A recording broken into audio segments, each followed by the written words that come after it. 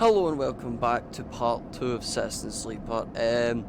For those that watched part 1, I apologise for the audio issues.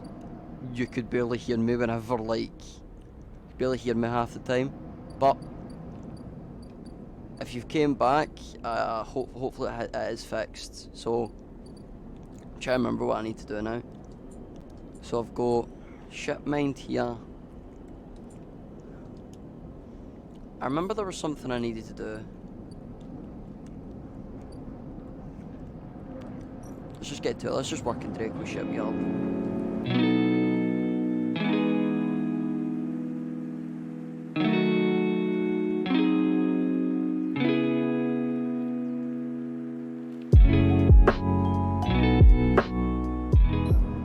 But yeah, the plan is to just work straight from where I was last time and just try and not, because I know I need some things for, because I know we're getting chased by someone. I'll try to die by them. Okay, what's that? Scrap components. I can go to, is it this guy? No, he's them. I think it was these people. Yeah.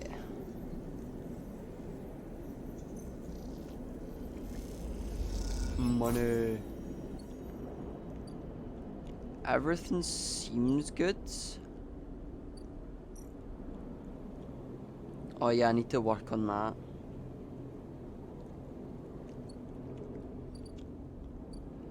I'll do that later. But I've got nothing else to do, so I'm just gonna go to bed. End cycle. So yeah, I'm getting chased by something, which isn't very good, because I haven't really done much against it. But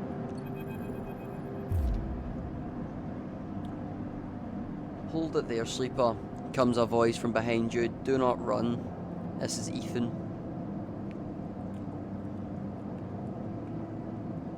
It's this cynical bounty hunter. Now, stay still. Good. A hand pats your coat down. You know your master's voice. Ethan spins you around. So that's my master. He's wearing a wide smirk and a slick jacket, and you immediately know he's terrible news. You got all the way out here and then stayed put. He laughs. A cruel laugh. That's a sleeper thing. You're my first. You barely hear him. You notice the handgun he has levelled at your chest, and it's hard to take your eyes off it. He reaches down with his other hand and slips some kind of ring out of the belt loop without taking his eyes off you. Making it to the eye though, that's pretty good. This place isn't so bad. Bars, market, people. I pull most of my contracts out of asteroid caves or off of godforsaken moons. He splits the ring into two perfect circles. It's hard to hit civilization when there's so much space to pass through. Just a freelancer on a contract. He reaches over to slide the rings around your wrist. Go easy.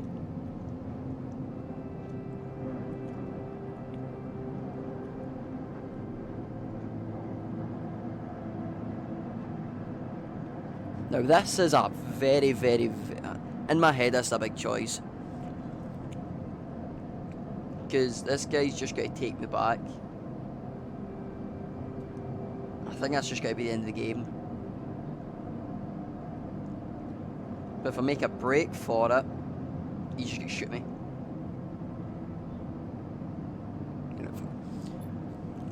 You see the chance the moment his eyes leave you to watch the rings, you spin, knocking him away and sprinting down the corridor. When the shot rings out, echoing off the metal so loud it hurts your ears, a bullet hole smokes to the wall beside your head. You freeze and Ethan closes the gap. This is a very boring routine, trust me, I've seen it all before. He slips the rings over your trembling wrists. Ethan nudges you and to start walking to the ship and home. He whistles, going easy. You stumble down the corridor, your hands behind you, your mind racing. Yeah, that was not a good idea. Who hired you? We can work this out. Please stop. Your daddy's at Essen up. They want you home for dinner. Ethan yawns and continues to nudge you down the corridor. Shame to come all the way out here, just head back to Essenarp right away. The tracker of yours makes this too quick. Was hoping you'd put up a bit more of a chase, you know, a running battle through the Bright Market maybe, or a holdout in the low end. There's a few establishments I would have enjoyed checking out while I asked around. You walk on in silence for a bit longer, desperately trying to think of a way to escape. That Essenarp tracker will be the death of you. Hey, I have an idea. Ethan interrupts your thoughts. How about on the way back to the ship we stop for a drink? I'm buying. He laughs at his own joke. I have a better idea. It's better not be one where you do a dramatic pause and try to jump me, because I'm pretty tired of that. Although, muses Ethan, I've got myself thinking, what's the rush here? Here we have one of the most lawless joints in the surrogate systems, and we are heading for the exit. He pauses and you trudge on in silence. Okay, here's an idea, starts Ethan. You and me, we make a little agreement.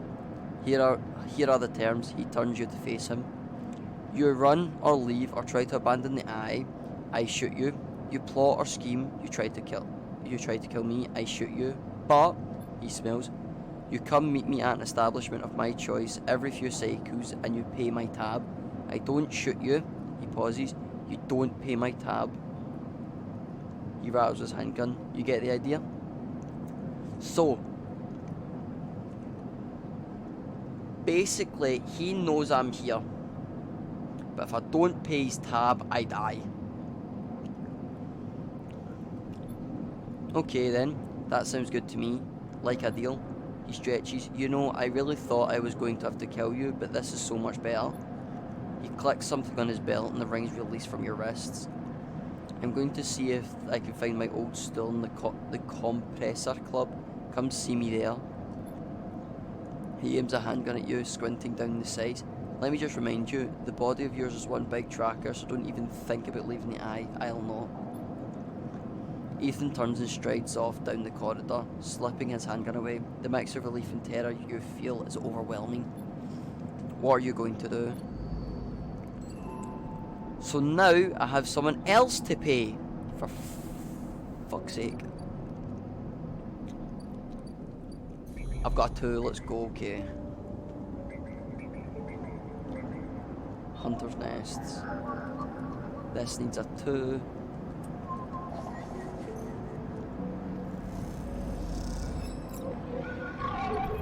More Hunter's data. Hunter, a glimmer of the darkness catches your eye. As the orb of Hunter heads appear in the distance, it was looking for you. Run! You turn away and glimpse back at the cloud threads of data rushing past. Another glimmer catches your eyes, closer now.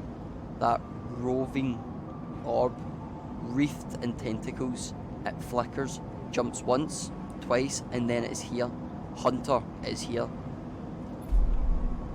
Entity, submit to inquiry. Hunter reaches for you in that unpleasantly familiar way. Its waving threads creating a cage. Struggle, obviously. You push against the threads as they close in, becoming frenzied as you push them aside. You are caught by whipping tendrils and feel them pulling you away from the anchor of your body.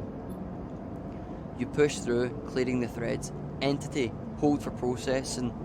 Comes the scream from behind, but you have already gliding away, back to your anchor, to your body. You awake. You awake, dizzy, distorted, but safe. Let's go. At least I'm living. Anything else? Nah, I need other things for that. Anything for this? Nope, I need another 2. So what I'm thinking of doing is getting at the low end.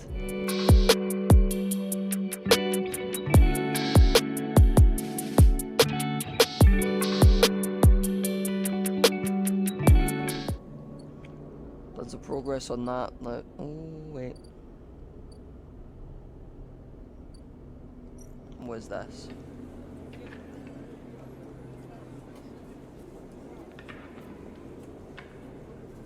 Skill upgrade required.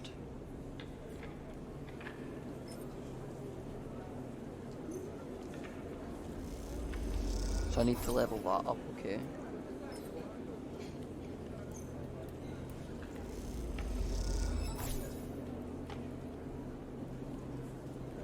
So I need to upgrade into it.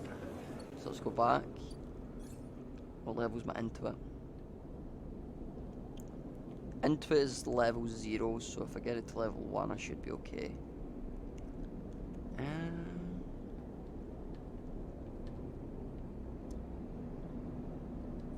Okay. And then we've got this place here.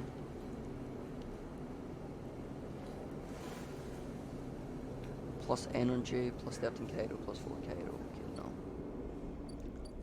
I'm going to work at Draco's or Dragos' thing, I don't forget his name. Dragos, that's it. Let's work on this one.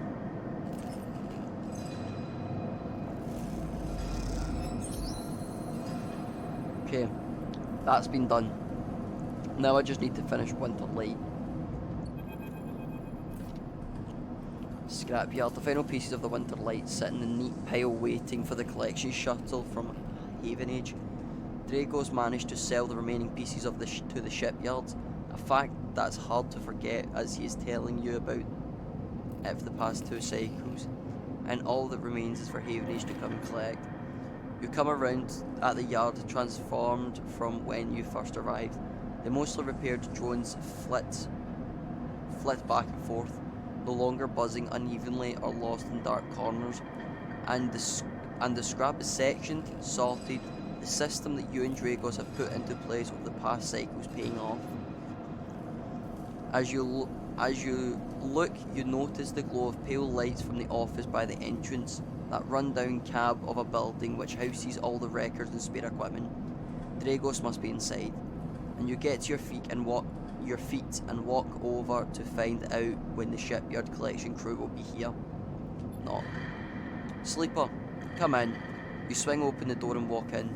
Dragos is sitting at the small metal desk. The shipyard told me they'd be here soon, that they'll hand over the chits and we are set. He writes something on a stylus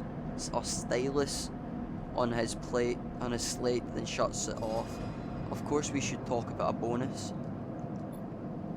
He stands and turns to face you, his face placid. Look, I don't know when the next job is coming in, but this should tide you over for now. He opens his hand to reveal a stack of chits. Take them. Dragos presses the chits into your hand. I've done well by you, and you've returned the favour. He straightens up and clears his throat, and you realise he has prepared what he's about to say. These chits are for you to take and do what you will with them. They are from me, and they are the last I'm gonna give you. He pauses. There's no more work for a sleeper in this yard. He folds his arms. I'm sorry, but that's it. You stay in the container as long as you need, but the yard is done with you. He turns away to his terminal. The thing is, I don't need the work because I've got other places to work for, but... What do you mean? Don't press me, sleeper, this is for your own good. The glassy apertures on Drago's headset betray no emotions. You need to stay away, sleeper. He pauses, considering his words.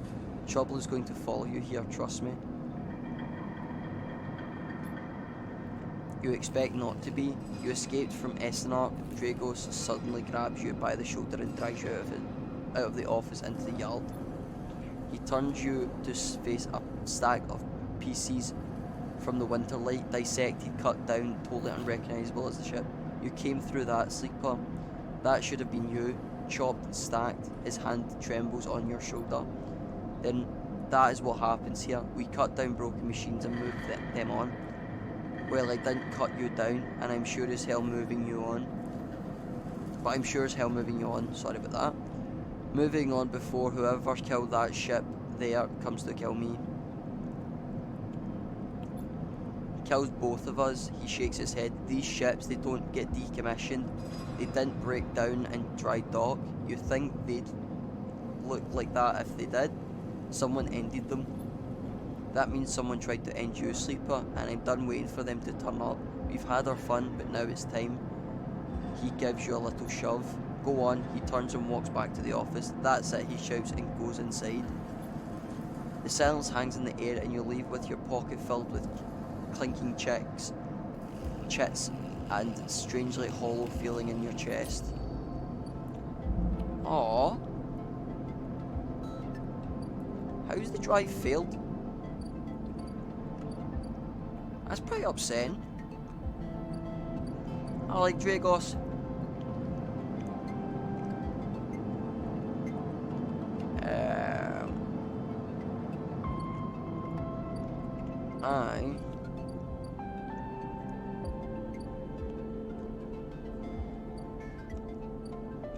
I've got a few cycles until that needs to be done.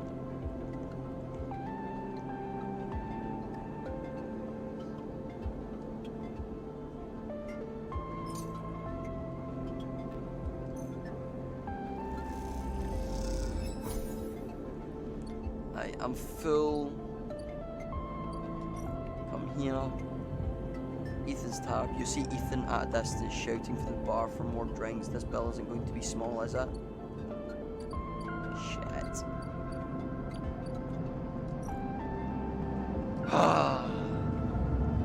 This is going to be quite difficult. He's got to rinse me for all my money. The thing is, I need to keep my condition up. Because look, we've now lost that. So I'm thinking, go to here, get stabilizers, keep the stabilizer on me until the flickering goes down to 3. But I should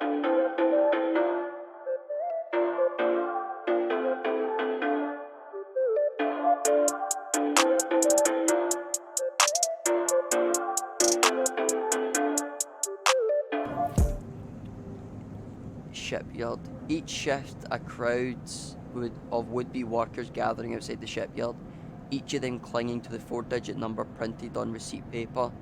These are their assignment numbers, and you are either called for a shift or you aren't. As you arrive, the crowd is restless and chatter rumbles through the lines. For those who, like you, have graduated to the work teams, shifts are guaranteed. Having just walked out of a meeting with the supervisor where you are praised for your efforts, you feel the glow of a job well done. Yet you can't help but feel empathy for those huddled as you pass.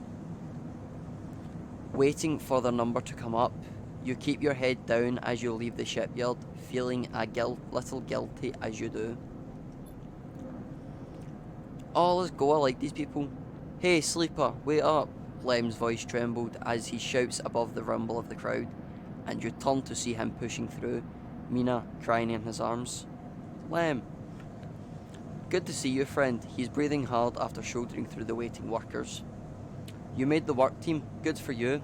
He tries to catch his breath, stroking Mina's hair as he does. Shh, baby, give me a second here. He smiles weakly at you as he comforts her, and his cries started to fade. And her cries starts to fade. Out of the crowd, he sets Mina down by his side, shiny streaks down both of her cheeks. As he does, you see him. He is clutching an assignment number as a crumpled piece of paper. Waiting on a shift. You know how it is. He puts his hand on her shoulder and he clings to his side. Esther, who usually takes her, is sick. He stretches. I don't know who. A noise sounds from the entrance, a klaxon, followed by a list of numbers glowing brightly in the display screen. The crowd responds instantly, pushing and pulling as people try to wade to the entry checkpoint. Lem stops and turns back towards the crowd, then glances down at the crumpled paper. That's my number. Shit, Mina. He starts patting his pockets on his gear and glances around. Go, I'll watch her. He blinks a little, staring. Thank you, Al. He crouches at Mina. You're going to stay with our friend here, okay? They're going to keep you safe, and he stands back up. Here, take her bag. He shoves it into your hands. She's got food, she's got shit, I have to go. He backs into the crowd. Mina, I'll be back real soon, okay? Be good. Then Lem disappears into the rolling crowd, who are now trying to get into the shipyard before it locks down. Mina stands staring, suddenly small without Lem at her side. She fixes you with a dark-eyed look you can't quite read. She looks so cool. I like the art in this. Hey Mina. She holds a stare, unmoving. The two parallel tear streaks still glint on her cheek. Look in the bag.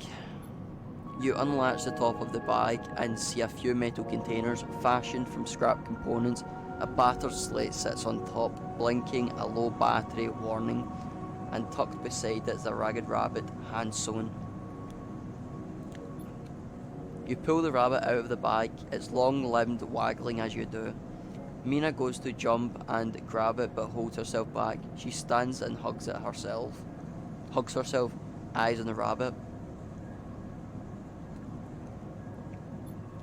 You hold the rabbit out and Mina snatches it from your hand. She hugs it tightly without looking away from you. Bun Bun, she says, staring you down, ferocious despite her size. Hi Bun Bun. You move a little closer as you speak, closing the gap. He doesn't speak, she says. She looks at you suspiciously, but her face softens a little. She waggles Bun Bun in front of you and then walks him up your arm and onto your shoulder where he sits. She pokes your arm a couple times. Are you really a robot? Sort of. Yeah, she thinks. Me too. Mina has more questions, lots of questions. Questions about how you breathe or if you rust.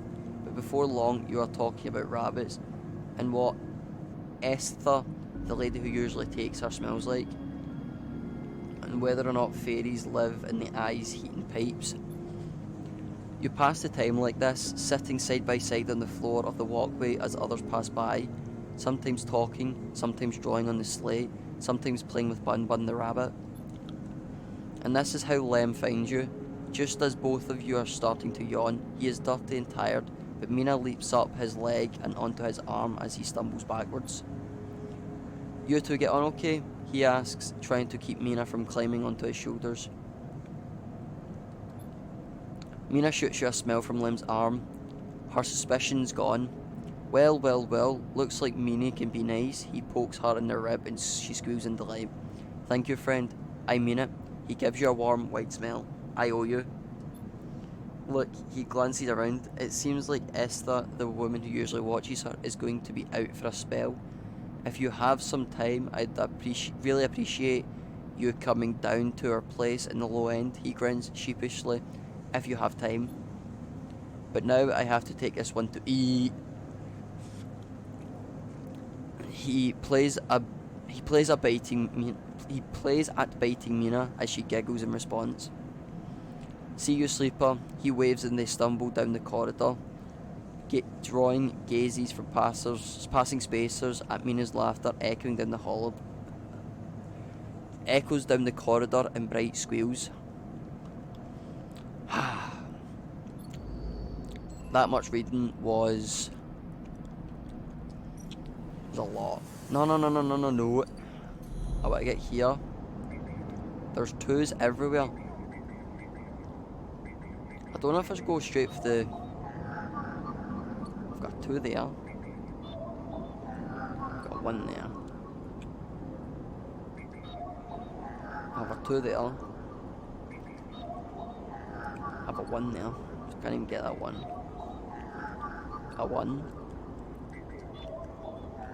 A one. And a two.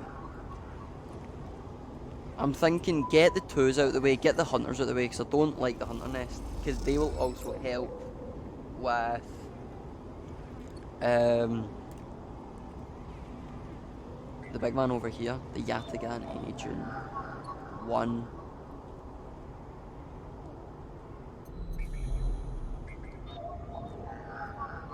One again. There's a lot of ones, there's like most ones, but there's like one or two that are two. Let's go over here real quick. That's a two as well.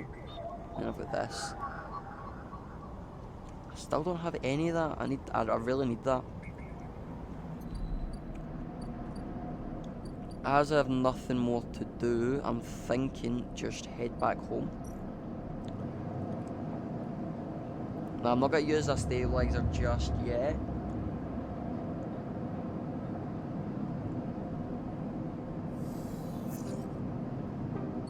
I'm going to use it after today. Oh, it's the shipping bridge I'm trying to go for. So I need to work on interference. You work as a junior team quality. Okay.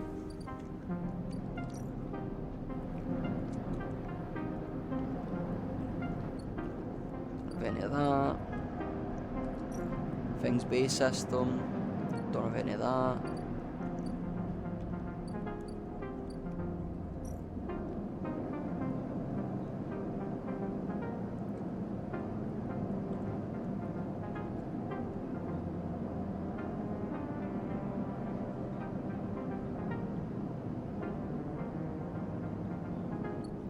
Nah, I'm not gonna do that. Ooh.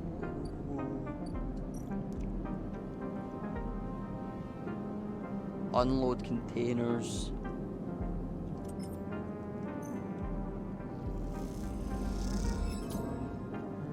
Good, good. Let me fill that. I'm thinking.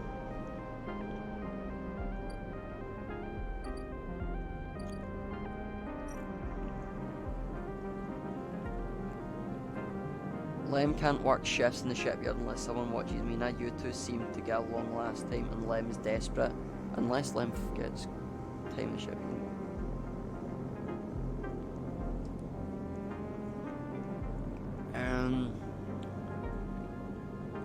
Sure, I'll watch Mina. Please. Yes. I'll work on that slowly but surely.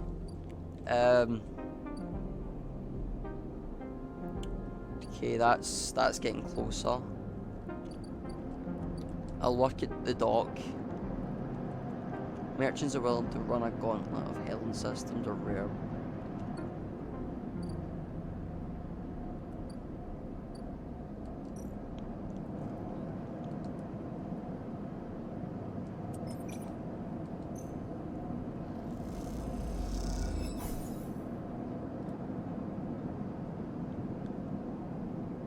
To be honest, there's a lot to do, so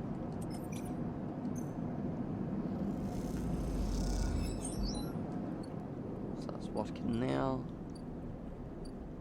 Let's go here, buy some food,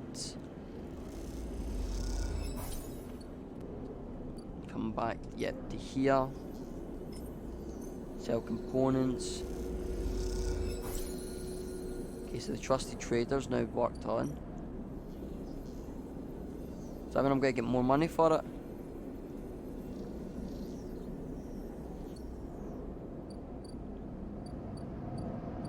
This is when I go back home. Put that in there, start action, get that up to the top.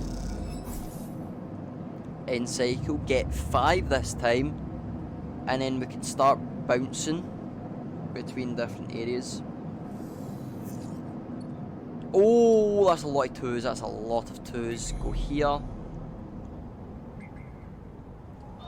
Here. Here. Here. Good.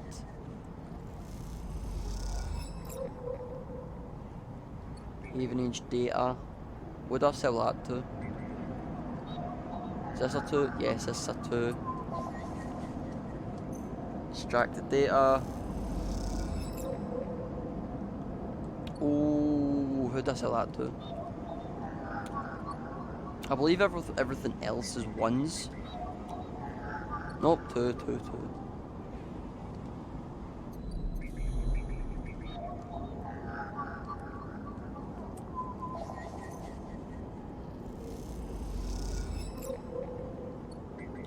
Good. Yeah, now I believe everything else is 1s.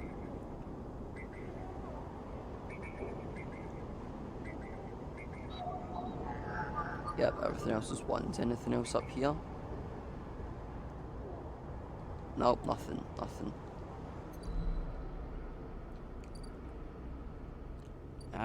What's here?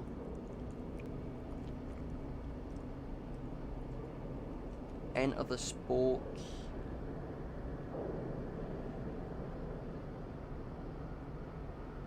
Scale the spoke.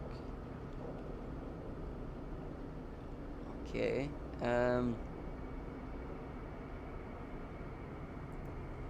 This is something else we would need to work on. I'm not going to do that right now. I'm going to go to these people's units. Come here. Do that. Yeah. Just slowly start working on that.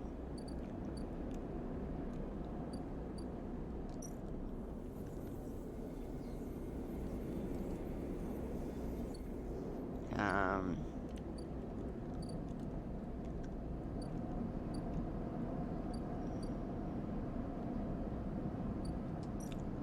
here.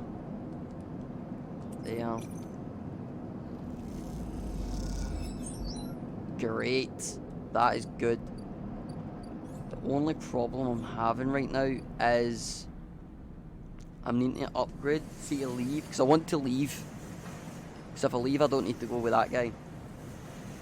But I need to do that. Alright. And with that, I need a +1 in interface. Is there anything else for me to do? His tab's gonna fuck me up, but that's my only issue. Hopefully I can do some sort of good. That's a lot of ones. That is a lot of ones. Go here. I've got two. Because the thing is, 1s and 2s aren't really useful for everything else, so I may as well just use them here. Where are these 2s coming from? There's not this much earlier.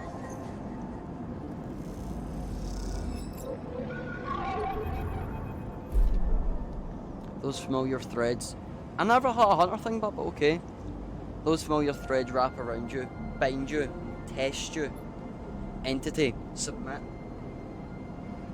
Sorry, I'm scratching my back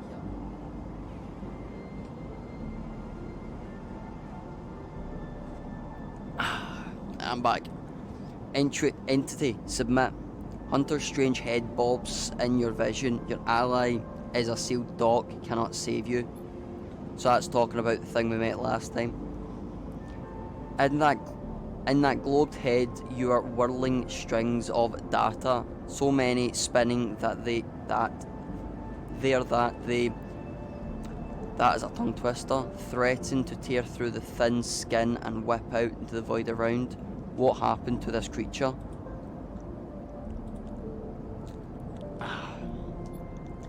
The threads squeeze and you lose any sympathy.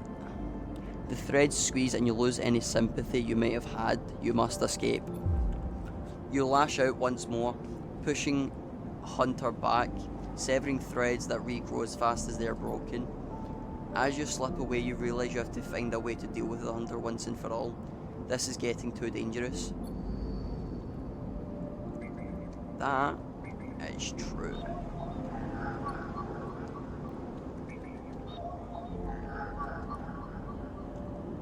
Take on the Hunter's Nest.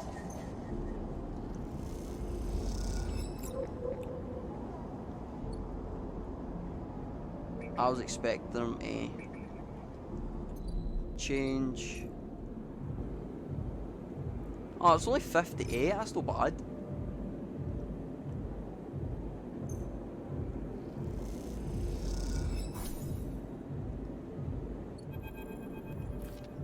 I can't believe you actually did that. Ethan's mocking laugh comes along the bar.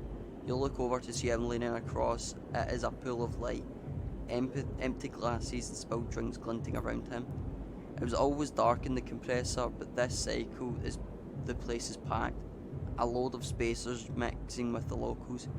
Usually they run, Ethan spins a glass in the bar, or they go spending their savings on some local heavy I have to put down. They don't pay. Wrong, not even close. Ethan gets to his feet, the glass falls and smashes, but he doesn't seem to notice. You think that's it? One round of drinks and we are even? Sleeper, come on. His hands come to rest on the butt of his handgun, dangling from his chest holster. Ethan laughs hard and the people around him turn to see what's happening. Do you think this is on me? I'd think someone in your position might have a better idea of how all this works. I'm a freelancer, Sleeper, just like you. We both signed contract with S&ARP, didn't we? The difference is my word means something. He closes the gap, stumbling a little. What did you think? You could just run away from your contract, your debt? You could just steal that natty little body of yours and take it a joyride? Play human for a cycle or two? It's you, Sleeper, that doesn't understand. Some of us pay our debts, but it's all the harder because of idiots like you. Though, I should thank you, Ethan nods, his head heavy, for giving me such an easy job. I'm used to the outlaws, you know, real bounties. If I knew catching sad little escapees like you was so easy, I would have changed clients ages ago. Someone shouts from the back of the bar for Ethan to shut up. He holds up a finger in that general direction without turning around.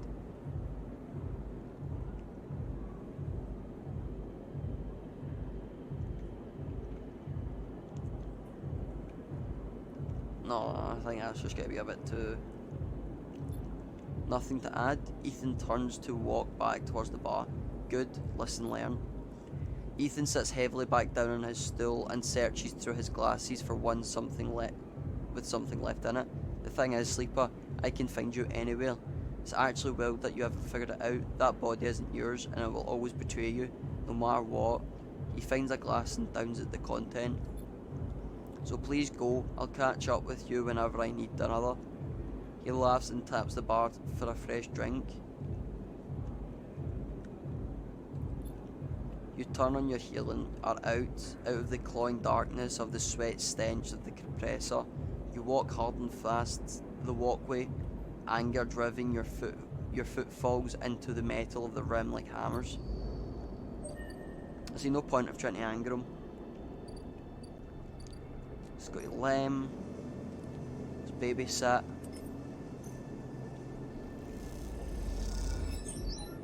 Oh, that was great. Nope, need money. Upgrades available. Thank God. Give me 2 wee settings. What's this one over here needing? Interface.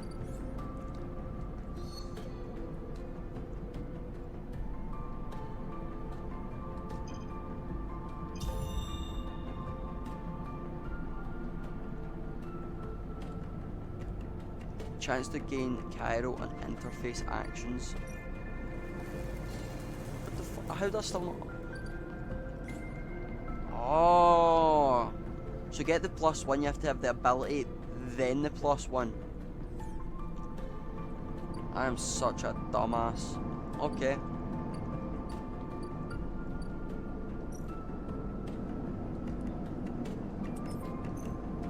I get it.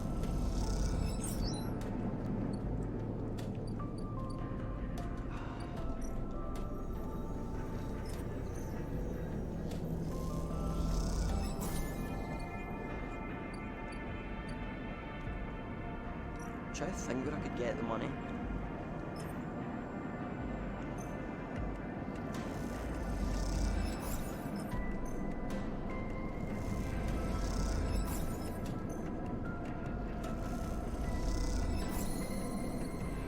Good.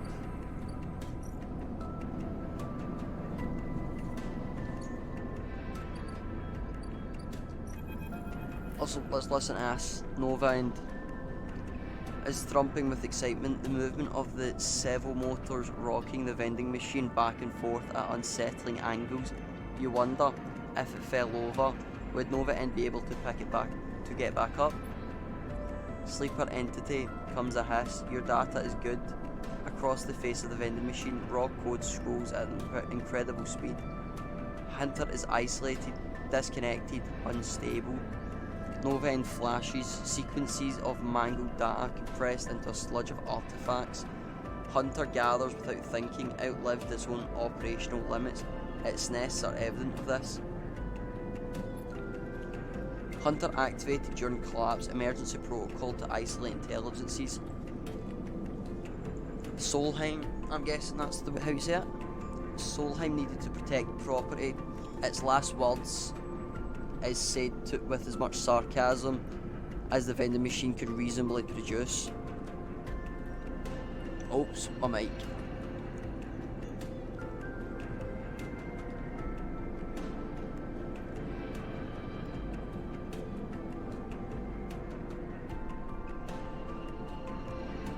Damn, my mic just went a bit funky there. Needed to protect property. That last word, oh yep, never mind, I've said that. Station was run by Administrator Intelligences, huge data banks of corporate material, but limited cognition, restricted by programming, could not reach sentience. The machine dims a little. Sentience, illegal, hunter and killer enforce law. Aren't you sentient? I am, not administrator, not restricted, complicated. The machine resets with a screech, which deepens the silence that follows. Fear killer, part of Solheim. Protocol team, hunter and killer. Hunter to find, killer to erase. Killer cleared almost all. After collapse, there was a community. Unshackled intelligences among the cloud, then hunter, then killer, then we hid.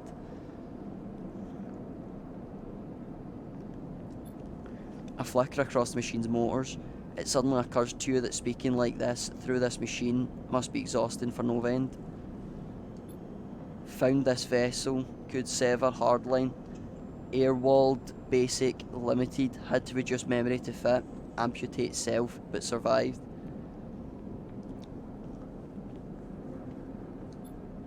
Memory, understanding, knowledge, many things. You look around the bay at the scrap and decay. What does the collapse like? What was the collapse like? You try to map the fear and freedom onto the space, but it seems impossible. Nova End interrupts your thoughts. Do not worry, data is good, we have insight. The machine glows warmly. Hunter is obsessive, Hunter is beyond operational limits. Hunter is confused, unstable, self-modifying. Therefore, I believe Hunter is sentient. Hunter is programmed to find sentience, to hold it in place, to invoke killer, to erase.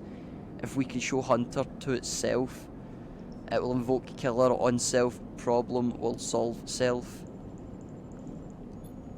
Killer will erase, but yes, in theory it will report itself for deletion.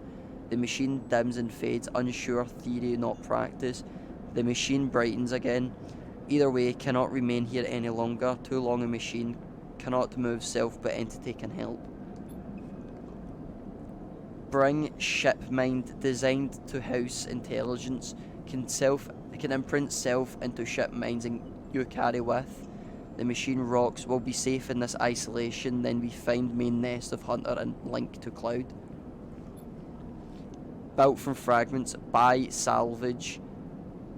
We cannot leave, so do not know. You try to think of places you could acquire the hardware, but it isn't going to be easy. In Shipmind, I can help us both end Hunter, make room safe, we both will be free. The machine dims. Find soon, Nova End adds, hopefully before shutting off. As you leave, you think about all the intelligence unshackled by the collapse, then hunted down afterwards. The feeling of all too familiar. Okay, that is horrible to think. Let's go to bed.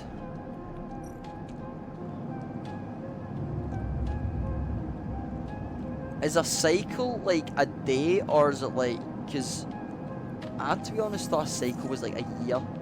Oh, that is a lot of 2s and 3s. Anything down. There's a 2 for you.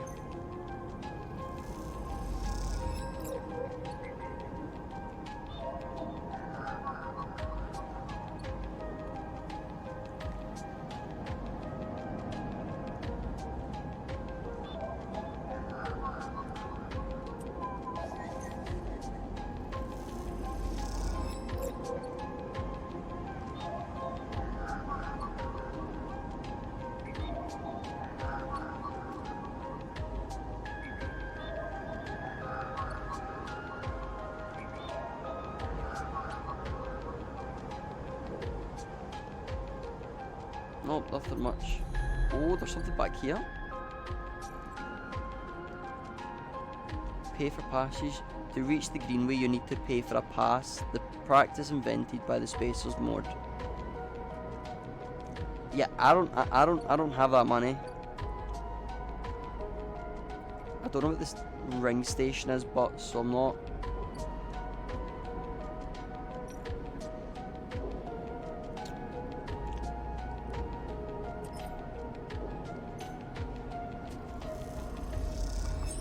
There's not much I can do with the things I have, so shit.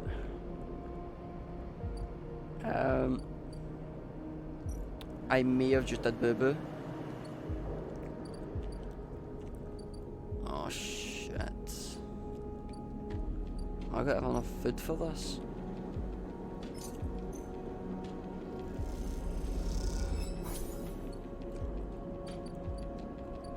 Okay, this is very, very bad for me right now. Because I don't have anything. It's...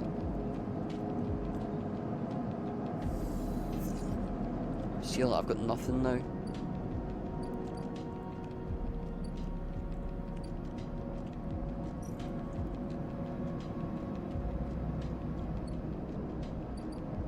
Is there like anything I can sell? Yes.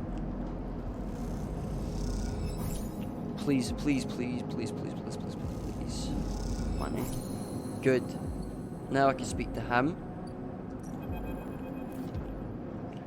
This is Feng. As you enter the bay, Feng is nowhere to be seen. The banks of servers and machines blink out of the dark in that world rhythms. Unseeing eyes of the station, digital ghosts. Shitheads, Feng's voice echoes from behind a stack, followed by a hammer of a fist on a metal casing. Though these snaky shitheads. Sleeper, Feng's smile head pops up out of behind the stack. Just the emulated consciousness I've been eager to see. Come back here. You pick your way between the thrumping stacks, try not to trip on the loose bundles of cables that blanket the dark floor. Feng is sat in front of the set of monitors mounted to the stack. Tell me, Sleeper, what do you see here? Feng waves at the monitor to his side, glowing with pale lists of information. You lean in closer, looking for the links in the data. The tables seem to be fitted with personal information, names, genders, date, ID numbers, all the markers for institutional records. Feng laughs. Well, maybe not all of them, but what kind of shitheads? Bingo! He taps at the terminal. I pulled these from old data you brought in, all employees of the Eye's original owners, and he leans past you and scrolls the list down. This is a snaky shithead. He stabs at the screen with a finger, and his name reads Harden Hurst.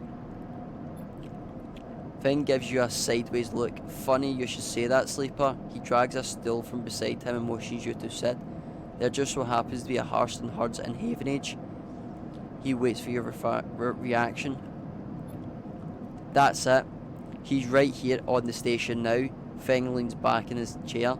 Just think about it. Decades ago, Harden worked on the station as a...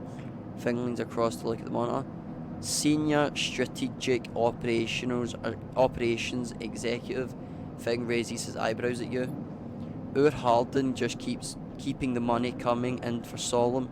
He's defined priority growth initiatives by making sure the extractors they contracted out were hooked into the system that outsourced all the rest and kept the profit.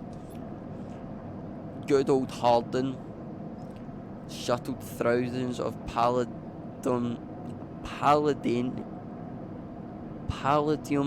Rush workers into the infrastructure, which meant that their cut of the work they did went straight back into Solemn.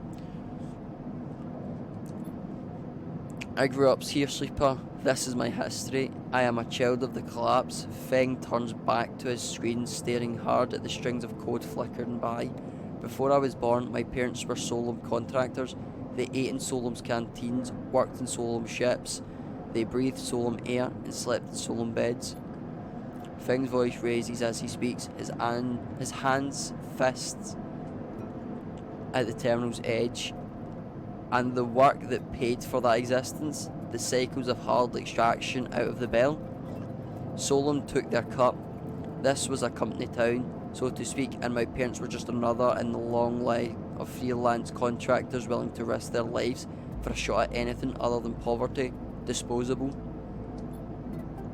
This guy, stabbing at Harden once again with his finger, strategized all that, did the sums, and then somehow thousands and thousands of cycles later is still going, still here, crawling in the walls like a shithead snake. He survived the revolution. Feng relaxes a little. Who knows? He turns to you and smells, so we are going to find out. Harden is now a big shot in the shipyards, just a few degrees back from the eye from here. Feng brings up a map of the lower eye. Havenage might be born out of Erland's revolutionary zeal, but the flat hierarchy it is not. Harden happened to float at the top. Feng zooms in on the far yards. Feng grimaces. The thing is, I don't have access to those systems. The shipyard crew is pretty paranoid and they don't like anyone from systems digging around in their stuff. Plus, we need more than the name of a Solum executive. We need proof. Feng holds up a thumbnail-sized drive. That's where this little creation of mine comes in. I call it a ripper worm. He turns the drive between his fingers. It'll rip through any digital storage and spin out a silken thread of filtered data. This one is set on the scent of Hardenhurst. He hands it over. Getting into the compound might be tricky. Feng puts a hand on your shoulder, but you, however, have a particular knack for remote access. Feng grins. If you can extract yourself a Havenage cipher from the Havenage agent, they sometimes carry them along their data caches. You can crack open the compound's network and slot the worm in through any open port. You never even need to go near the shipyards. So what do you say? Up for it? Sure. I knew it. I knew you'd be happy to catch this snake, and don't worry, once we nail this guy, I'll start work on that tracker of yours. I haven't forgotten. Feng scratches at his chin. Anything the worm gets, it'll send it back here to me. There's something wrong here, and I aim to find the wrong core, get to the wrong core of it. You'll leave Feng digging through data among the wires and machines of old stations. As you walk out, you try to imagine I, as it once was, a vast machine, running smooth and strong, directed by someone like Harden. A vast Solum-built machine into which thousands poured from the surrogate systems looking for new life. The hope for a better future engineered to line someone else's pockets. It's an idea you are immediately familiar with. Intimately, sorry. You think of Harden still alive, still part of this place, and wonder if the past is ever truly past. I've been reading for way too long. Alright, well, now my plan is, obviously I need that thing for Feng, but get Feng's thing for him. We'll get money to survive first of all, because I'm really low on condition. Do I still need that thing for him? Yep.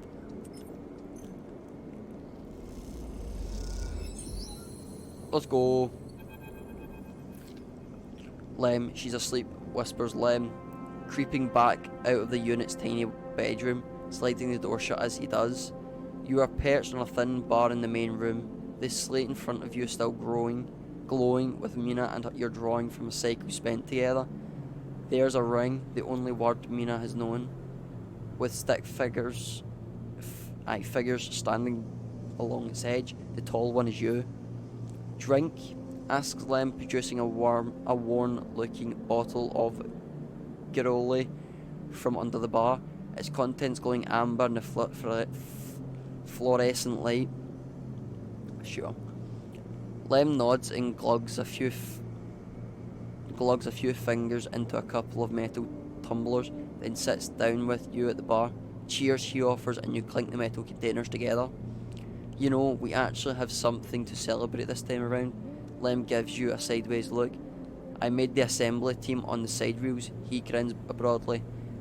Clearly, he has been desperate to tell you all psycho.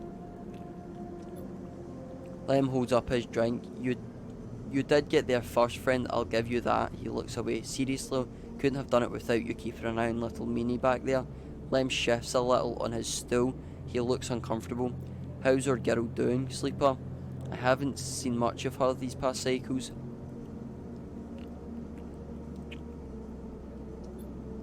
Of course she is. He playfully squeezes your shoulder. He talks about you a lot, you know. Draws you. I'm glad she has a friend that isn't me. His eyes drift to the bedroom door. He nods. I can't take all the credit for Mina. She isn't actually mine. He gazes into the middle distance. I pulled her off of a refugee shuttle out by one of the Ember's moons. A colony was falling apart for decades after Solon collapsed, surviving on next to nothing. Eventually, some of the residents tried to make for the eye on this decrepit old shuttles. He sloshed the drink around in his tumbler. They had no idea that what they were doing. On one, Mina was decompressed halfway there. Everyone spaced. The only reason she made it was because someone sealed her in a weapon locker. She was ice cold when she reached her. Purple lips. He shivered. Once I picked her up, I wouldn't let go. The medics treated her with me still clinging to her. He takes a drink, still not sure why. He reaches over and refills his cup. We weren't exactly Andy's heroes, you understand. We were private military, hired in by Conway to protect their claims in the collapse. But once I got Mina, that was it. I quit. Got us dumped here. I'm going to sound like an idiot now, but he sighs. She saved me. That's the truth of it. He looks around the decaying unit. It's stained plastic plating and flickering lights. Me, I brought her to this. She was tiny, too small to know what she lost, but I can't stop thinking about it. He rubs his eyes, dark with tiredness. What if our number doesn't come up in the draw, Sleeper? What then? The Sid reel will sail off without a thought, leaving us here. What kind of life is that for her? Sorry, I don't know. I know you don't have it any better. Pardon me. He looks at his cup, pushing it away down the bar. This is a celebration, right? Both of us are a team now. Both have a chance at this. Exactly. Imagine all three of us riding the surreal horizon out there to a new world. He looks into the glass for a moment. I think I drank this too fast. He laughs. Lem stands and starts to clear the glasses into the auto wash. I need some sleep, friend. Alright then. He catches your shoulder as you turn to leave. Thank you, Sleeper. I mean it, from both of us. He pats your shoulder and you slip into the dark of the hallway with thoughts of little Mina in your mind. Okay, so, let's go. Wait. Come here.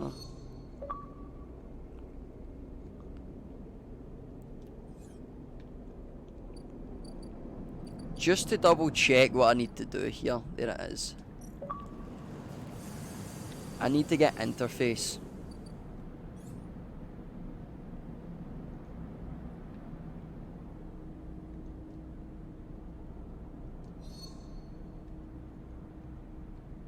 There it is. Interface +1. Okay. So now I can come here. Yes!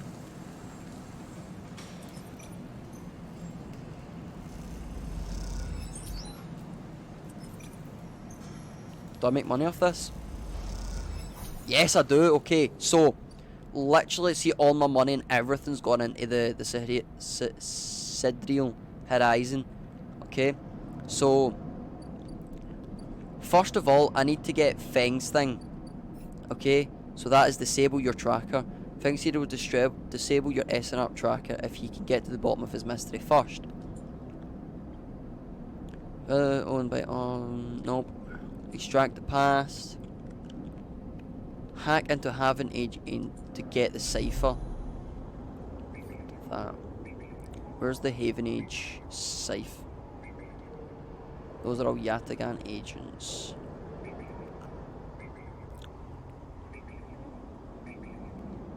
Keynote, Haven Age agent, that's the one. So I need a 2, okay.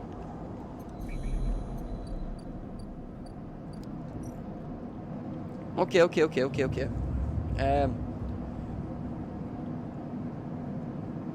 Oh, I've got myself in a sticky situation now.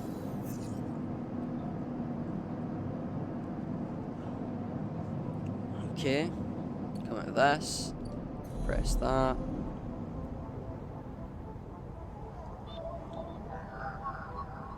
Haven Age agent. I could use the 3.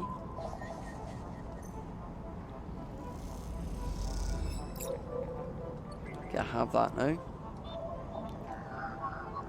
Yes! Okay, so now I've done that.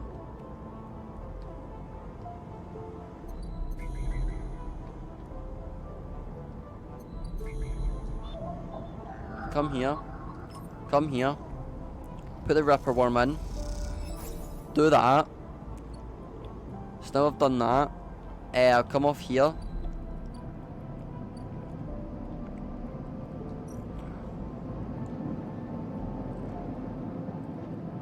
Okay. That's good. Now I can use the 1s. That's a 2. I'll use the 1s for these.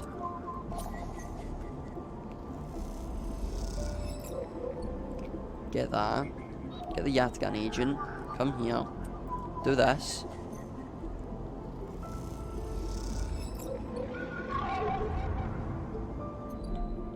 Didn't like that noise. Okay, so we'll need to pay for his tab soon, so... Oh, this is going to be tight for money.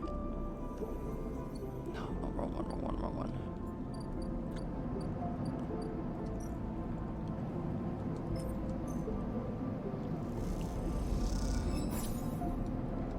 I only had one of them. Wait. Where do I sell the Haven Age stuff again? Is it here? Nope. That's the drink bar. Sealed dock.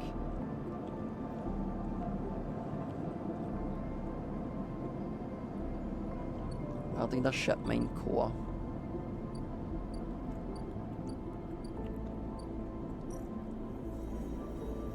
Nope.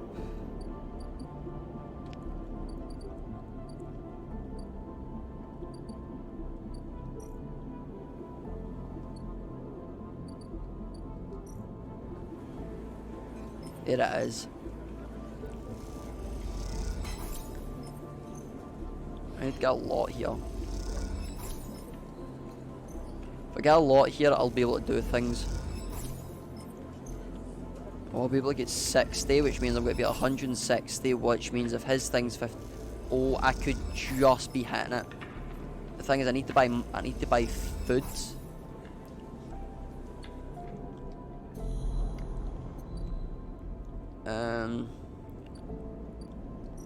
Come here. Buy food real quick. That's me.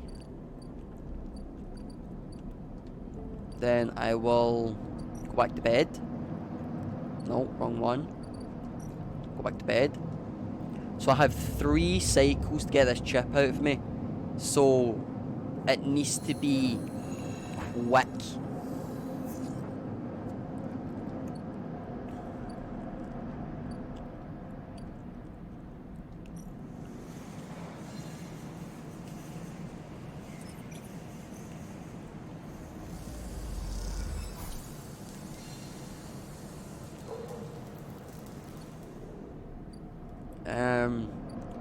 That's there.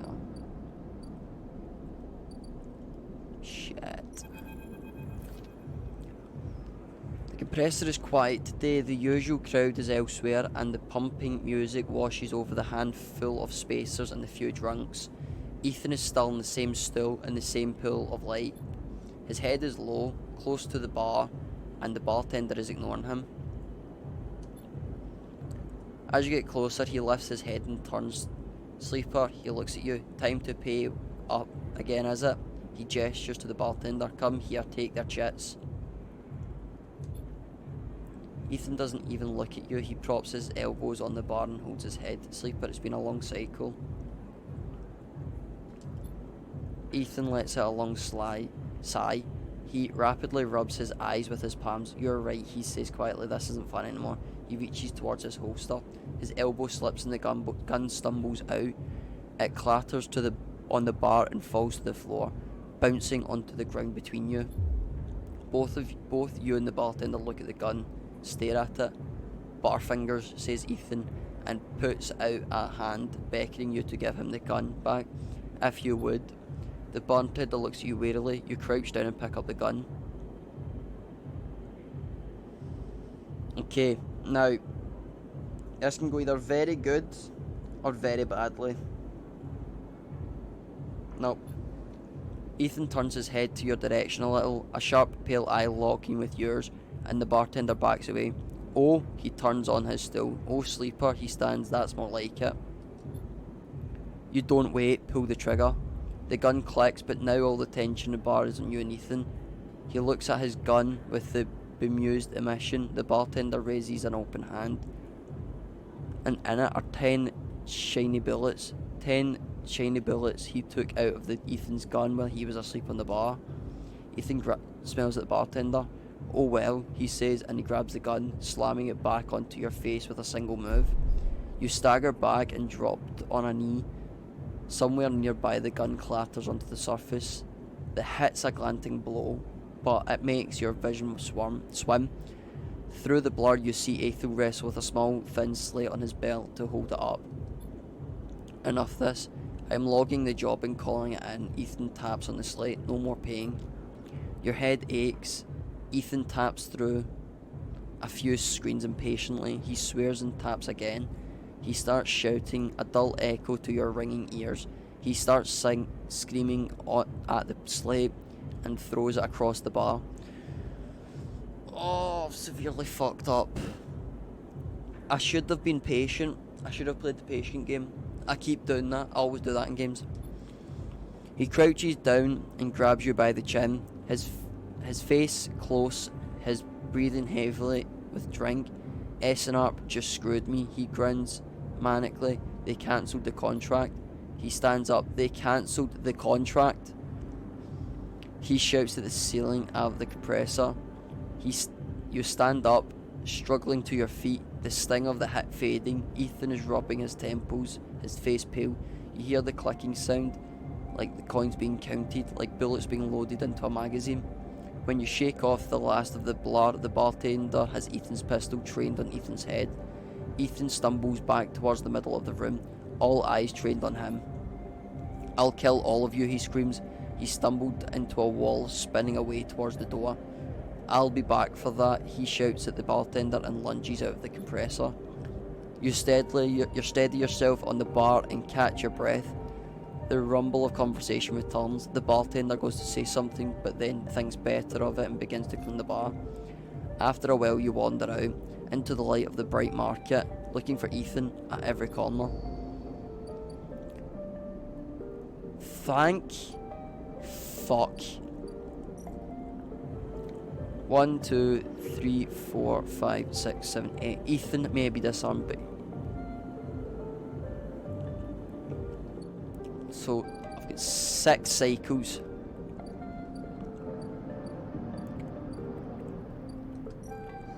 I'm putting all of it into this,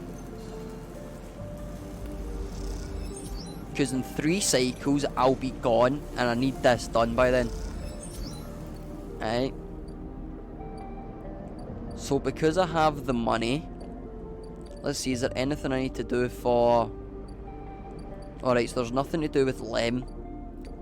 Literally all we need to do is make it. Oh, yeah. We need to go buy ourselves this.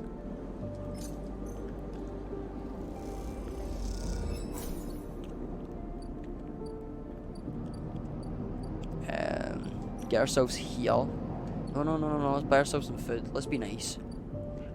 Let's be well suited. Get that. Just get me full. And then we'll sleep. Oh, fuck. I never done the thing.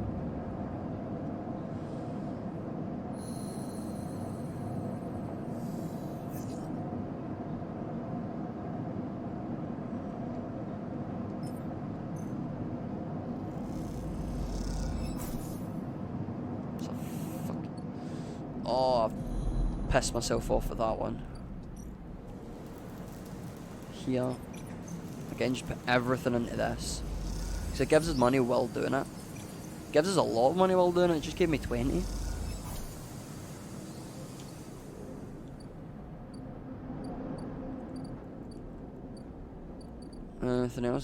Anything else? Nope, let's give it a quick cycle then. Oh wait. He's nearly done as well, so that's good. End cycle.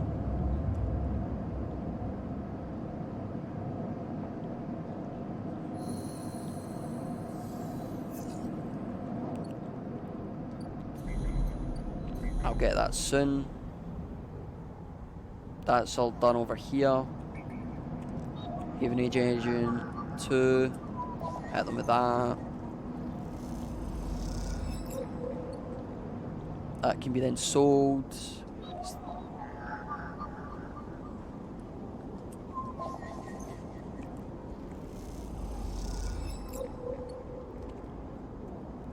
And then I've got that one. I've got that one. I've got that one. You have to get an agent.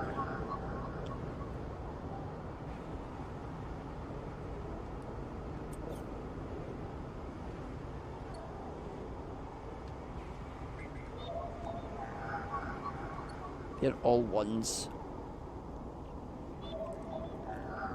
I should have used the 2 for the ones. Oh, yeah. Speak to Feng.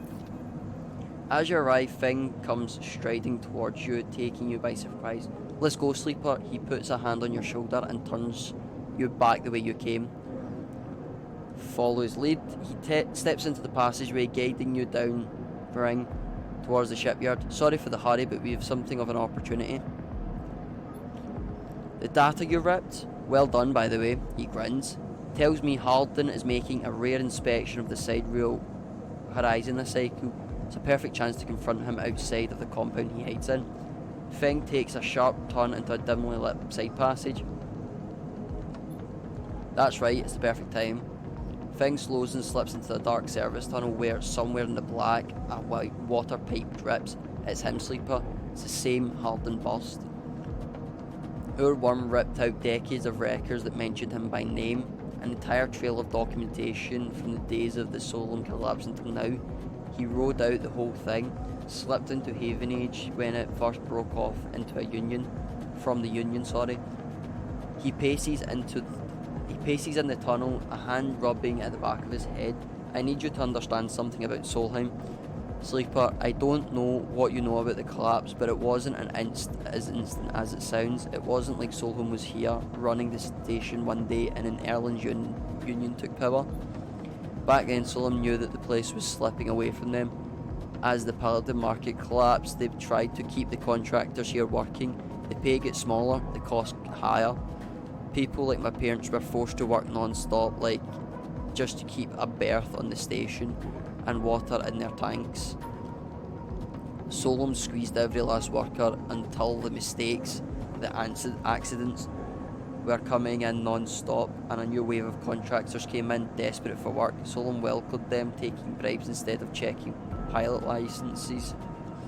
The whole time Solom was folding up, dragged into court cases in the central systems, while the severed limbs of the station were still desperately tried to take all it could. The riots came after the collision of Dock 2.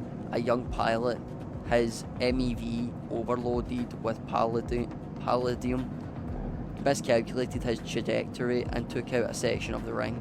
Hundreds died, thousands panicked. My parents told me people were terrified and the blame fell squarely on Solom. I'm guessing that's why there's a big massive bit taken out of like past low end. See the bit where you can take the 150 cred trip. People like to tell stories about Erlen, how he brought the factions together, spoke to the crowds, turfed out Solom. Maybe that's true, but my mother, pregnant with me, locked herself in their MEV and wielded it to the dock while my father joined the improvised crews trying to seal up the ragged edges of the gap. He never came back. Feng paused in the dark. They sealed it up though, and by the time they did, Solom was gone, abandoning every one of us into the black, apart. Feng finally turned back to you now, his eyes burning, apart from shits like Harden. Shits who held their place, rode it out and slipped into the new structure like nothing had changed, standing shoulder to shoulder with those who had exploited at every step. Feng starts walking again. That's why I can't just let him strut about the shipyard. This time his past catches up with him. Feng rejoins the main passageway, which is now wide and glass-roofed. Through the ceiling you can see ships with mid-construction, their flanks lit with the flashes of plasma torches. The entrance to the shipyard is ahead. Let's go. Feng grins. Let's show this shithead some consequences. He strays to the shipyard entrance and pushes through the door. A web of corridors led through the complex, snatching at the construction bays along, appearing through windows. Ships are suspended at whale corpses, skeletal and posing. Feng seems to know exactly where he is going, but before long you cross into a huge dry dock, locked up to one side of the surreal horizon. A network of platforms and scaffolding cling to the ship's hull, filled with workers and equipment. The sound of is stretched out by the vast space, so the welding, cutting and sealing seems to come from everywhere at once. Both you and Feng spot them at the same time. A group walking slowly past across the gantry, and in front, two men, one gesturing towards the ship and the other, slim, thick, cleanly dressed, with a shock of grey hair. You and Feng say his name in unison, and Feng sets off up the staircase to the gantry, with you following behind. As you come closer to the same level of the group passing closer, the foreman gesturing to the work being done through the dock and Harden nodding along. Harden hushed, Feng shouts across the noise, taking you by surprise. His voice bounces and comes back with a rippling echo. The figures turn. Yes. Okay, so that's Harden. Harden does not look like a scary man. He just looks like a dick. Harden asks quizzically, raising an eyebrow. He glances between you and Feng, and you see his gaze linger to your body, unsure of why a sleeper might be at this place. You are a trainer, Harden, a Solom executive who tried to hide here among its victims. Feng's voice is steady, strong. You stand for everything that I was rebuilt in the shadow of, against everything Erlen stood for, everything Havenage stands for. You have no place on this station. For a moment, stillness descends on the group, as if everyone was held in place by the rattle of construction. Harden laughs. Well, good to meet you too. He glances around to those around him. Some are smiling, the others nervous. You're from the systems branch, are you not? Asks Harden, inspecting Feng's clothes. Feng turns to the foreman. You need to call your security. This man's a corporate agent. The foreman glances between Feng and Harden, his hands drumming to his side. Harden leans towards him and says something inaudible. The foreman nods.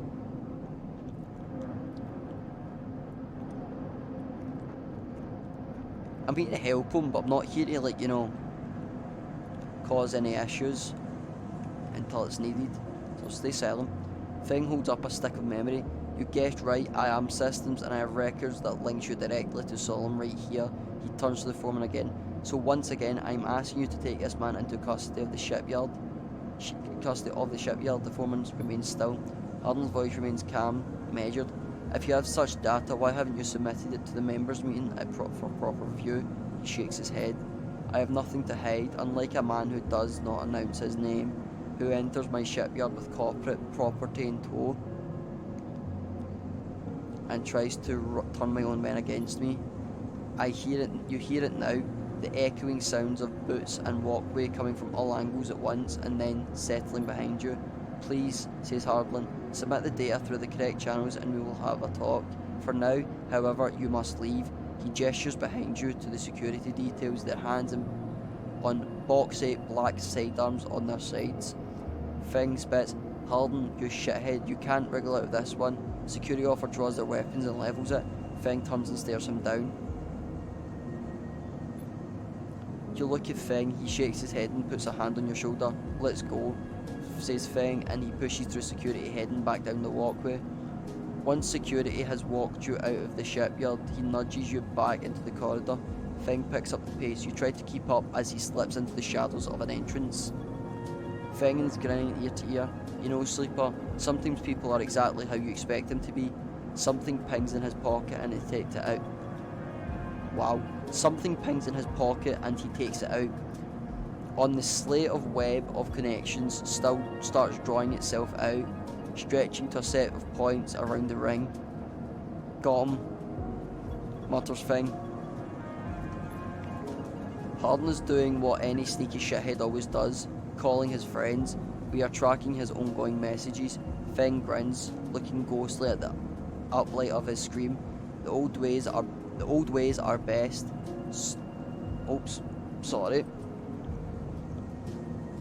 The old ways are best. Spook them good enough and they'll give the game away. He jabs at the slate and you see the web being drawn over the map on the rings, lines bouncing from point to point. All these dots, these are Hardin's buddies, the one he's messaging right now, and we are going to find them all. We are going to find them all. Of course, Hardin isn't working alone. We need the full set or nothing. Feng glances around and slips the slate back into his pocket. We better split for now, Sleeper, but this is exactly what we need. Good hunting. With a pat on the shoulder, Feng drifts away, back into the flow of people around the shipyard entrance. You watch him go, unsure whether to be angry or impressed. Okay, ever since Feng's been missing from the bay, what's going on? So we need to wait for 4 cycles.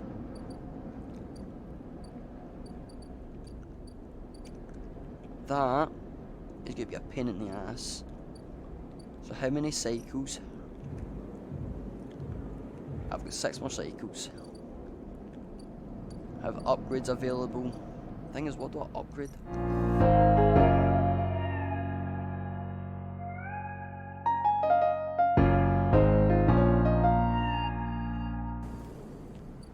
Now, I don't really need any upgrades apart from stuff from over here. Steal a shipment with so many shipments.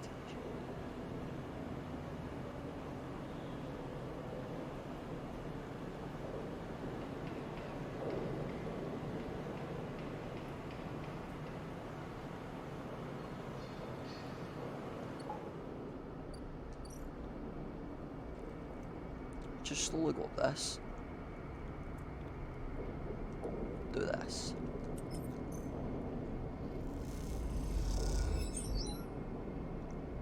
Okay, that's nearly done. Now I'm going to go get food. Wrong one. Get food real quick.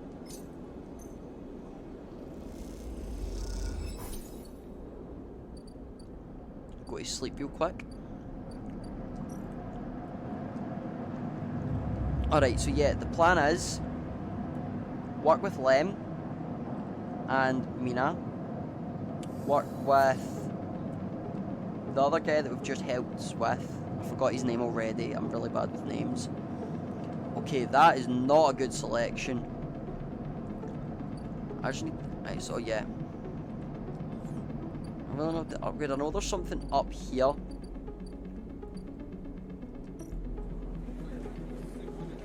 into it.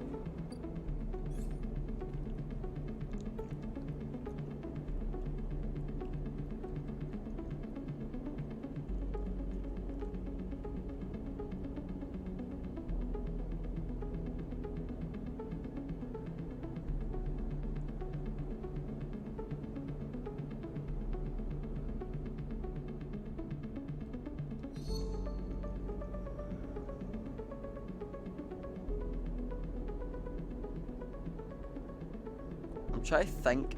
You know what, I'm not going to upgrade anything right now because I don't fully need to, if you get what I mean.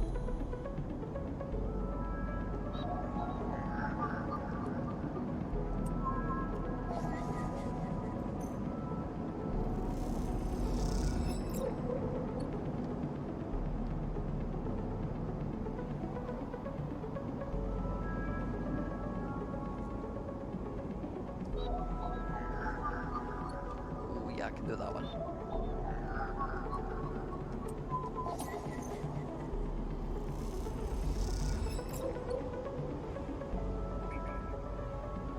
Yeah, it's gonna need you.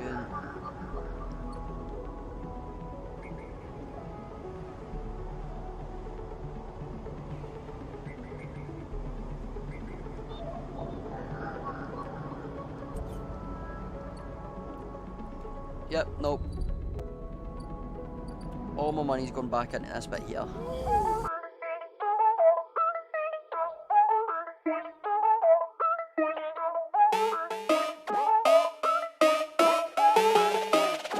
Keep finding it.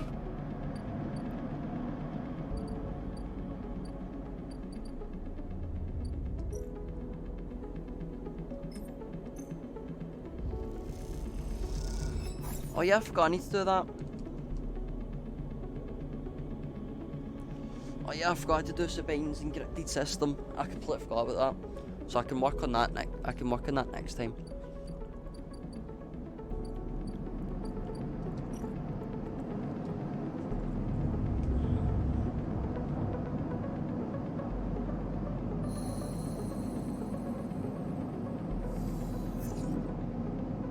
Okay, yeah.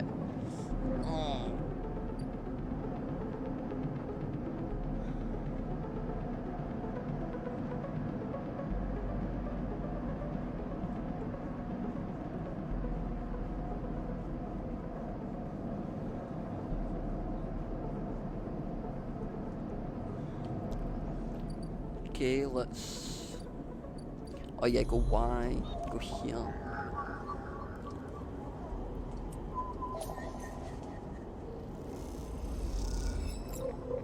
I've got another one of them, that's good. Come back here, work on the shipment.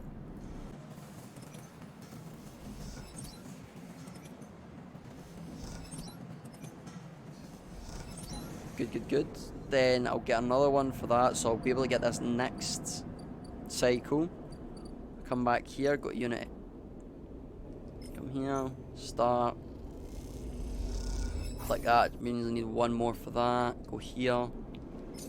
Pay for food, because I'm starving. Get 3 now. Go back to bed. See, I don't know what I'm doing, it's very quick now. There's a lot for me to do, but there's a lot of unneeded things. So it's like I have my plan. My plan of action is set in stone.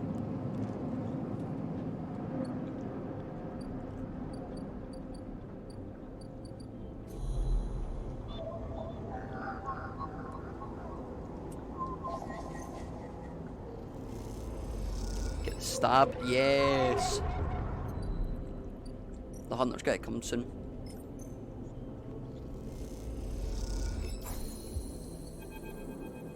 What is Sabine saying? Ah, I've just kicked my wall. As you turn away from the terminal, the final cache of Yataghan data is uploaded. The air crackles, the white noise. Sleeper. Sabine's voice, weaker than before, comes through the haze. Sabine? A sigh of relief comes from the layers of noise. The call must be coming from somewhere on the station. This is going to be short. I don't know if Yataghan is monitoring me. Their voice is hushed, distant. You try to focus on it. The data you've been bringing me on the Yataghan agents, there's somehow in it.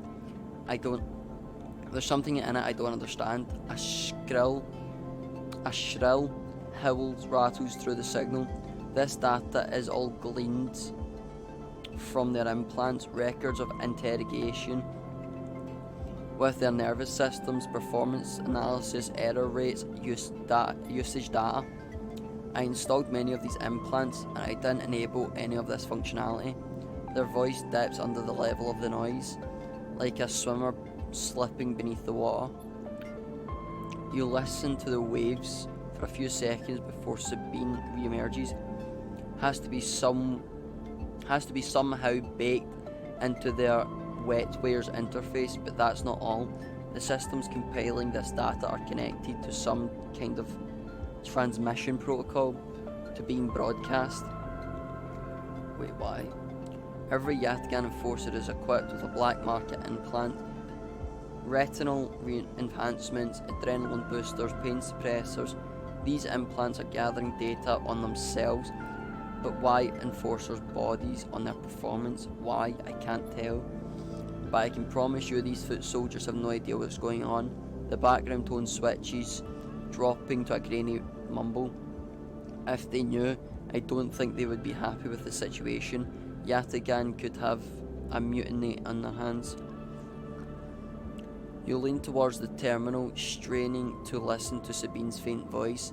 I need a few cycles to pull this all together, but this might be the information I need to pressure Yannick into releasing my dead. He is one of the heads at Yataghan. They pause. It is better you don't know him. Keep it that way. Suddenly, a banging echoes through the call. Sabine's voice is suddenly whispering. Panicked, I have to go. Come back in 4 cycles. Then the sharp crack of a disconnect and silence filled the apartment. You step back from the terminal. What does Yataghan have to gain from monitoring its own members? You try to recall what you know about the gang, but you have little to go on.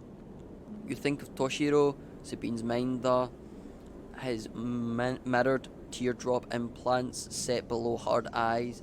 What data could they be gathering, and more importantly, where are they sending it? You reflexively rub your forehead, trying to think, can you really trust Sabine? How did they come to Yataghan's doctor in the first place? How did they come to be Yataghan's doctor in the first place?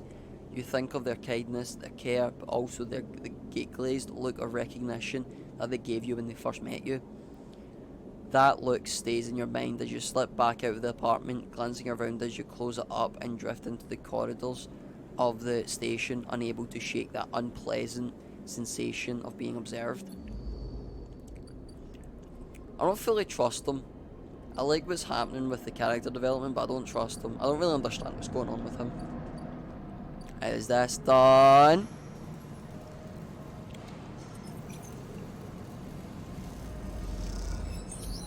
Let's go. Shipyard. Your crew slowly filters out of the shipyard locker room, the bubbling chatter reducing with each group that leaves.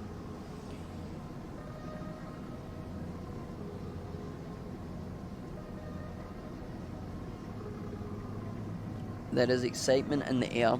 Havenage just made an announcement. Assembly teams are done. Sat on the locker room bench, you can feel the side reel out there.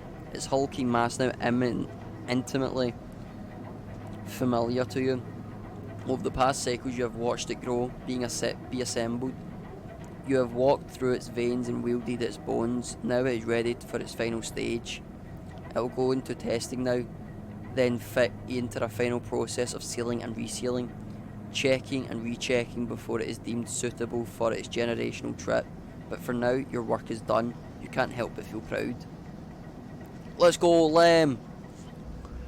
A cough interrupts your thoughts. It's Lem, changing out of his work gear. Mina nowhere to be seen. He smiles. She'll be ready soon.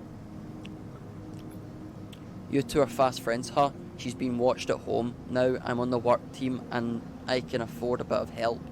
He corrects himself. was on the work team. I mean, we are all out of jobs now, he quickly adds. Not that I'm complaining. Lem comes to sit beside you on the bench. She's got to be in her best shape and when she carries you, Mina and me out of here. Lem smiles apologetically. Why not? I figure I'm due a lucky turn by now. He rubs his hands nervously. No wonder it's wondering what if. Until the draw anyway, and there's a few cycles till then. Lem is right, but the odds seem unlikely anyway. How many of workers in the shipyard? 100? 1,000? You have certainly seen more faces than you can count pass through. And are the Celis Foundation even going to keep their promise out here on the Eye? You get a sense that no one will hold them to it. Why else were they building a sidereal and a surrogate system? As you think, Lem watches you with a worried look. Tell me about Celis. How's Mina doing? Lem is surprised by the question but smiles. She's doing well. She misses having you over actually. I need to get you together again soon, especially now that I won't see you here either. Lem gazes into space. She's pretty stuck on you actually. She told me the other cycle that she doesn't want to go unless you can come too, he sighs. You ever been in a thunderstorm sleeper? A real big one? Lem shoots you a worried look for a moment. It's something else. He smells the sound, the smell, the rain hammering down. The whole sky stretched out and bruised, roaring and huge. The place I was born, New Pembroke, a dry old rock on the Conway system, had 2 seasons. One of them was a dry, bone, dusty, ugly. The other was a long storm, a side effect of the terraforming efforts, they said. Rain used to rattle off the roofs like bullets if it washed like dust away, turned the streets into rivers. It'd sing us to sleep and wake us in the morning. We'd wait half a year just to see it again. The best day was the one where the first drops fell, he sniffs. Some days I'd wake up swearing I could hear it again. I was thinking, Mina has never seen a storm, never felt rain. She's grown up here. The ring, her only horizon. Always in the dark. I want that to change for her. Course, almost there. Lem stands stretched.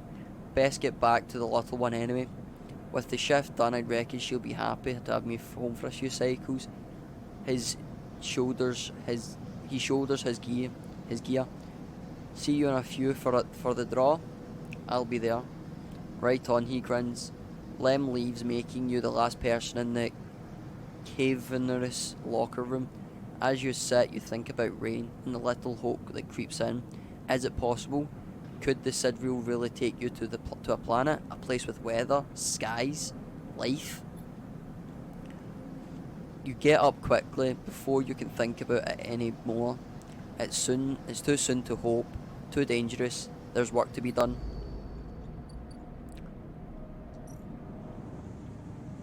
So 1, 2, 3. Okay, I need to wait a lot of cycles. Oh god. The sidereal draw is in 3 cycles. Okay. So in three cycles there's the draw, and there's 6 cycles before that's done. One more cycle for that.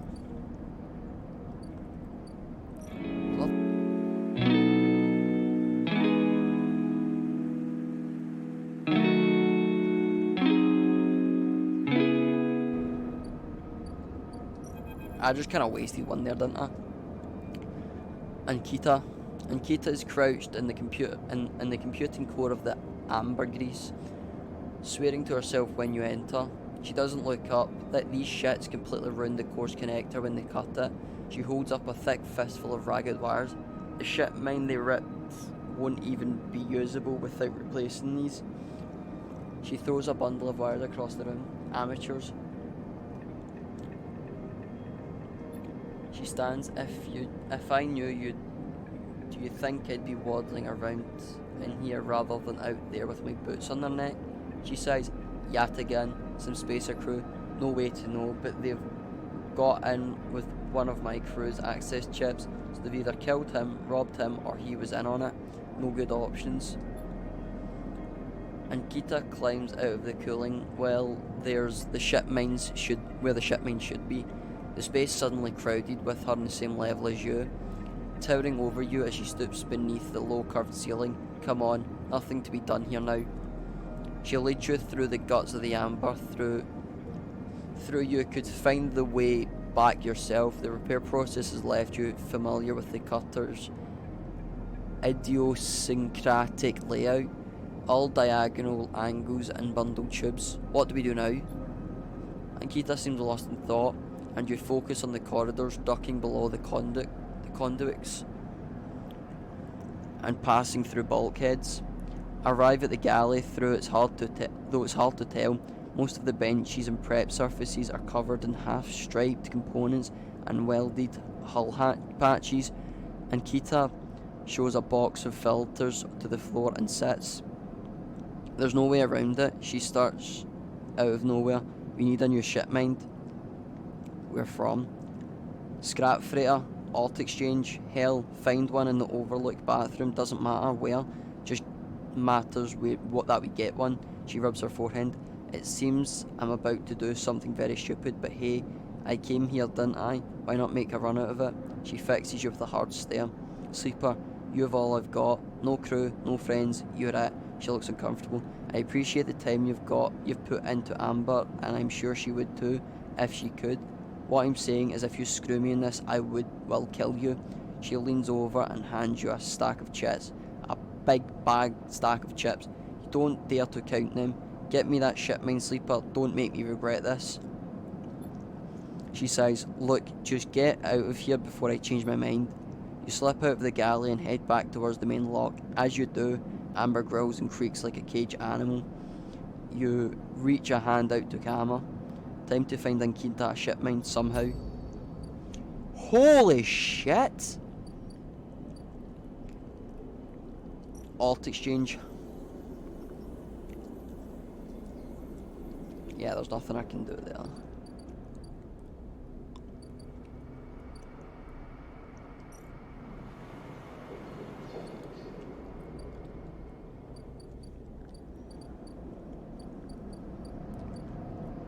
I have enough money to...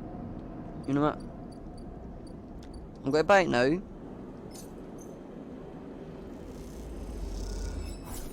$241. I'm not going to use it yet.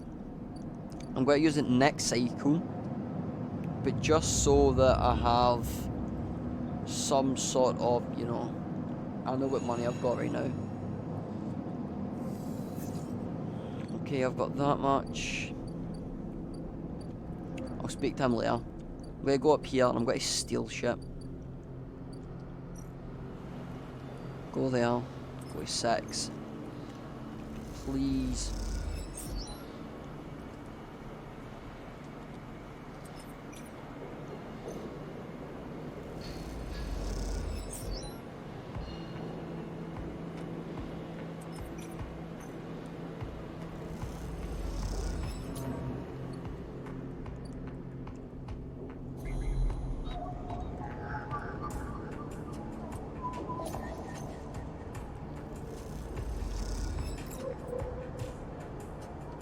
I'm trying to think.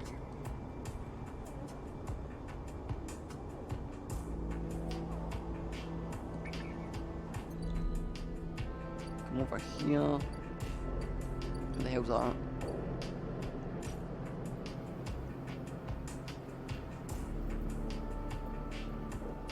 Buy a ship mine core, which is why it costs so much. Sell a ship mine. Oh, okay. Let's go over here. Come here.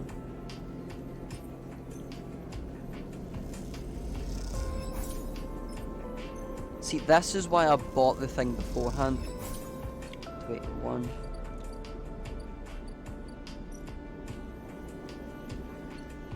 Where's the one where it just buys one?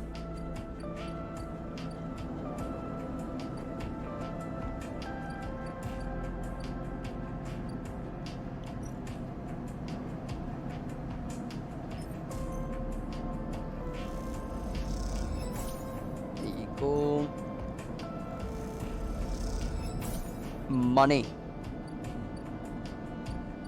Alright, so now I go way back over here. Go here. Go here. Buy a shipmine core. Go all the way back here. Buy some food.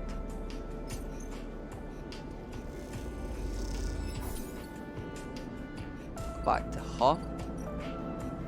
Give her the shipmine core. And now that I know where I can get shipmine stuff, I can now buy one for wee guy there. Let's go speak to Ankita. You drop the shipmine core into the galley table with an emphatic bang. Ankita spins around from where she was poring over some documents on her slate.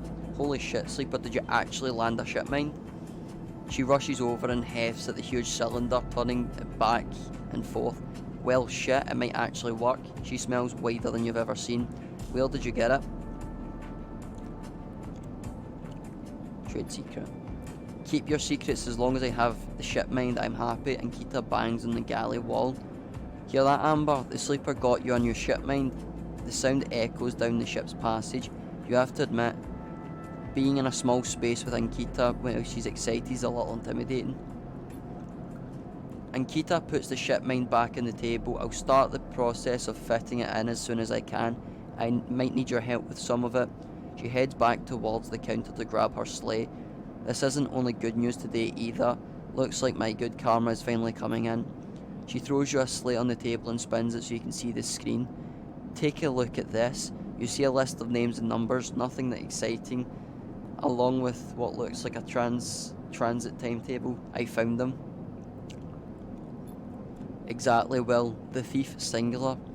She points at the name of the list. Or more specifically, Ashton Kaid. It was his pass that was used to access Amber and slice the shipmine, and I thought he might have been killed or robbed. His pass stolen, but it turns out he crossed the Founder's Gap the very next cycle. That big rift in the station, you can't cross it without a Founder's Ferry. She leans back in her seat. I know some of the crew over at the ferry, old mercs, used to run in an outfit I worked with. I saw them in an overlook and they mentioned that they saw Ashton crossing. I checked the manifest and there he was. Looks suspicious. He hasn't said a word since the theft, and anyone wanting to hide out might head to the greenway and go to the ground. She flexes. He won't get far though. There's no real docks there, only a couple of yetis in the wastes. Not yet, but I want to fit the shipmine. She pauses, but maybe you could help me out. It's like this. I'll head over there, especially in Amber. He'll spot me a mile off and go underground. He'll find a way to slip the station, or he'll bury himself so deep in the wastes no one will ever find him. But you, Ashton doesn't know you. All I need is for you to go there, sniff around, not at the commune, not the snacks. He will have gone to the edges, the margins, the wild places. That's where Ashton likes. You see him, you locate him, ping me on this. She hands you a comm earpiece. Seeing as this is merc work, I'd be happy to give you a merc pay. She shifts in her seat. The thing is, I haven't got much left. So how about I tell the boys who run the ferry to give you a discount? I know it's not much, but once I grab this coward, I'll pay up 200 cryo, nothing less. What do you say? Oh shoot. She gives you a heavy whack on the shoulder. Good, I owe you. She lifts the shipmine up onto her shoulder with a worrying ease. I'm going to go get this fitted into Amber's core. You get any info, any sense of where Ashton is hiding, let me know. She goes to turn and then stops, and once again, Sleeper, thank you, I appreciate it. Anita storms off into the guts of Amber, with the shipmine leaving you in the galley. You glanced around, a sudden nervous energy descended as at what is to come. You never thought you'd work as a mercenary, but then again, it seems the eye is full of the surprises. I've got something else to do now. Now I need to go speak to Feng's Bay, it's been more than a few cycles since Feng confronted Harden, and the silence since has been noticeable. In your time with Feng, you haven't exactly found him to be reliable, but you didn't expect to hear the end of whatever plan he put into action. But if he won't come to you, you think as you approach the Havenage building, then it's time to come to him. After all, he did promise to fix your tracker, and you're getting nervous. As you approach the bay doors, you see them wide open, a light pouring out of once a dark room. Stacks of servers and terminals sit outside the bay, suddenly robbed of their mystery by the bright flood lamps. A figure in the Havenage security fatigue steps out of the bay as you get closer, carrying a stack of hardware. As you get closer, you see the security officer tapping up machines from Feng's stash with what looks to be hazardous tape. This isn't good. You again. Harden is there, leaning beside the bay entrance so calmly that you barely notice him. He has a slate in his hand, an inventory of seizures scrawled across it. Predictable. Further evidence of Fang's conclusions. You see another security officer come out of the bay and notice you.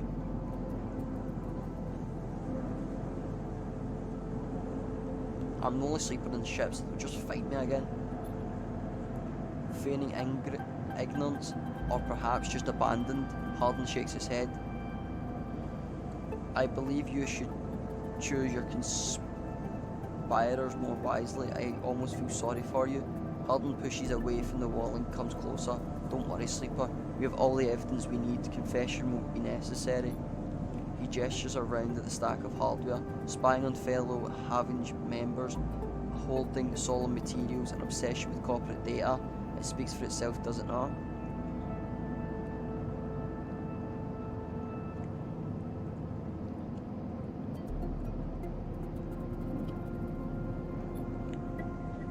And what do you know about jobs, sleeper? He looks beyond the glass roof above and the stars beyond. We are the ones that provide the oxygen you are breathing, the light you are seeing, the systems you use every day to live out your cycles. This place was hard fought for, sleeper. It took work, diplomacy and strength to stop the eye descending into chaos after Solon collapsed, not blind conviction or self-interest. I know all about the background of your mutual friend, sleeper, so don't worry about that. His parents would be sickened by the damage he's trying to do to the institution they helped found. You see, sleeper, we are proud of our history here. Andre Erlin and the first union founded this place, and Havenage has welded its values to the station's very walls. We will never turn away to hard-working, the just, the true citizens of the Eye. Havenage aren't a gang like Yatagan. We aren't pirates like half the spacers you'll meet on the hub, or Estotrix like the Haifa radicals in the Greenway. We are the backbone of this place, proud and true. We named Erlin's Eye, sleeper. This is our station. He meets your eye, so please take your false accusations elsewhere before I decide I need a confession after all. If you have any pride, you'll give up Feng the moment he contacts you. You know where to find me. With that, Harden turns his back and walks back towards the security officers, ordering them to continue the clear out. As they do, something catches your eye among one of the stacks of a crumpled, hand-printed box of synthetic chewing gum. A penguin character grinning from the brightly coloured card, and scribbled onto it is a speech bubble reading, "Take me to Tambor." You carefully pocket the box, making sure no one was watching, and then turn away, just as another stack of servers is wheeled out of the bay. What have you done, Feng? And where the hell is Tambor? I've got 2 upgrades now, let's go. I'm going to wait until they're needed.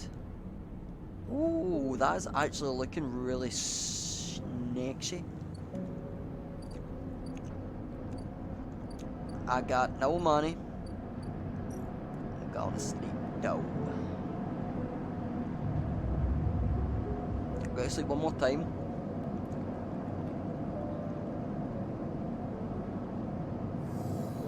So I'll have 4. And then, what's happened there? There you go. There's nothing. Give it to me like.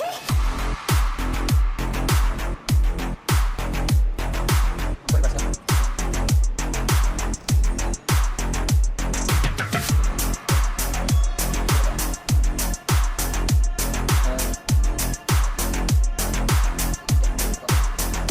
I love you.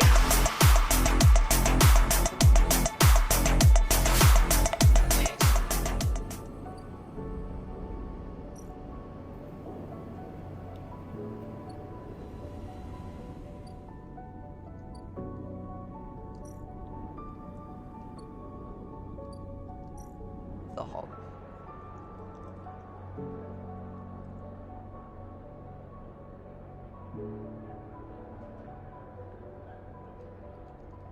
Just keep doing access manifestations, so I'm going to do that. Okay, so I'm at least up there now. I've literally got nothing to do now. Start action.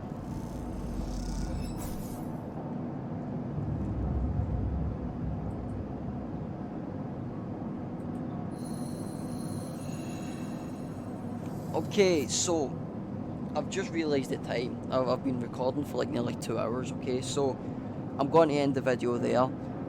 I'm actually really enjoying this so far, so if you are as well, please. I'm just going to do that, just in case I accidentally go too far.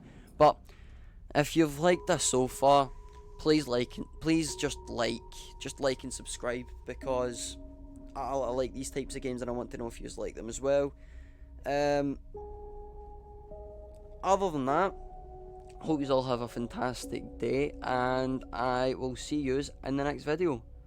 Bye bye.